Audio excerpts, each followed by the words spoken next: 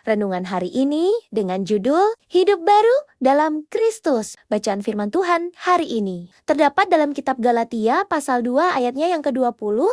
Demikian bunyi firman Tuhan, namun aku hidup, tetapi bukan lagi aku sendiri yang hidup, melainkan Kristus yang hidup di dalam aku. Dan lagi hidup yang aku hidupi sekarang di dalam daging adalah hidup oleh iman dalam Anak Allah yang telah mengasihi aku dan menyerahkan dirinya untuk aku.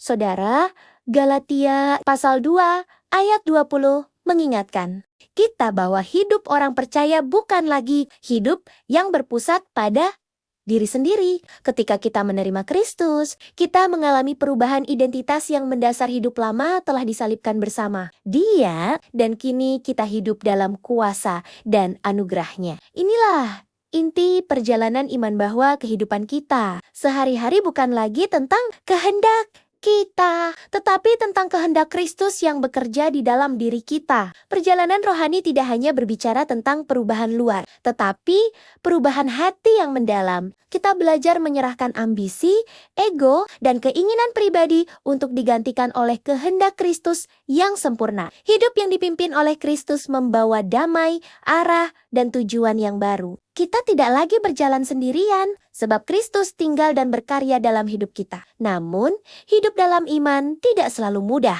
Ada kalanya kita masih berjuang melawan kelemahan, kesalahan, dan godaan. Di momen seperti itu, ayat ini meneguhkan bahwa hidup kita ditopang oleh kasih Tuhan yang tidak berubah. Kita mampu melangkah bukan karena kekuatan sendiri, tetapi karena kasih Kristus yang telah menyerahkan dirinya untuk kita.